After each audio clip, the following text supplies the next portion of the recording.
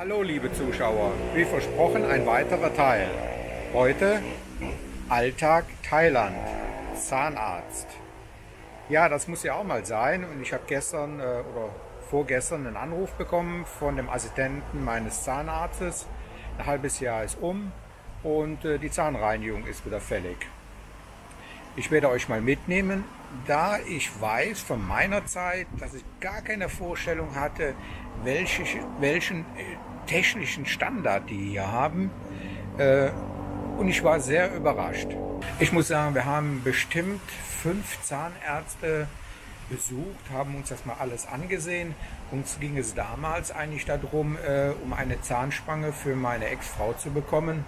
Und praktisch alle, außer mein Zahnarzt, haben alle abgelehnt, weil ja eine Zahnspange damit verbunden ist, dass man also 2 Jahre hier sein muss, weil die ja betreut werden muss. Man muss ja alle paar Wochen zum Zahnarzt, da wird die nachgestellt. Und nur mein Zahnarzt war bereit, diese 2 Jahre zu machen. Ich werde euch mal die Praxis zeigen. Ich hoffe, ich darf da filmen. Und was ja auch wichtig ist, wie sieht es aus mit den Kosten beim Zahnarzt? Denn meine Versicherung übernimmt das nicht. Ich habe das nicht in dem Paket drin. Alles das muss ich jetzt beim Zahnarzt aus meiner eigenen Tasche bezahlen. Okay, dann bis gleich beim Zahnarzt. So, wir sind bei meinem Zahnarzt. Im Hintergrund seht ihr die Zahnarztpraxis. Wir gehen jetzt mal rein und gucken uns das mal auch an.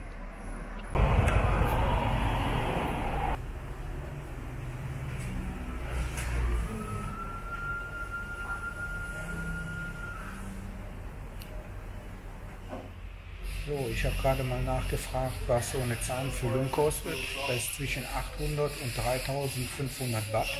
Das hängt ganz davon ab, wie groß die Reparatur ist.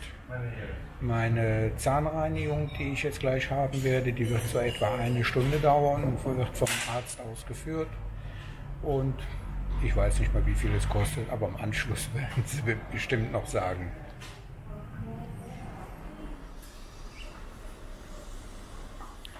So, jetzt bin ich dran.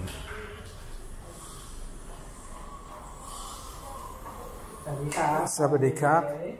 Is it okay when I make a movie? Because my blogger in Germany, they want to know how is the technology, the equipment for them. They have no idea. They have, but believe it's the same as in Germany.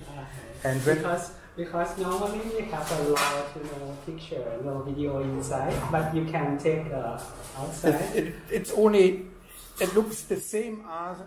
Okay. It looks the same as in Germany, and special for the pension people, they don't know. And you are so good. I make also a little bit promotion for you, and you become more customer. Okay. But, also mein Zahnarzt war nicht begeistert, dass ich mit der Kamera da reinmarschiert bin, aber trotz alledem, vielleicht habt ihr was gesehen.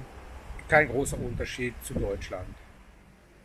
So, ich bin wieder zurück. Es hat nur eine halbe Stunde gedauert. Anscheinend habe ich so gute Zähne, dass alles okay ist. Das Reinigen hat jetzt 1500 Baht gekostet. Nun habe ich auch mal eine Liste, wie die anderen Preise so sind. Zum Beispiel Röntgen 2000 Baht, Zahnreinigung und Aufhellen, Bleaching kostet 6000 Baht. Und eine Zahnspange kostet 45.000 Baht.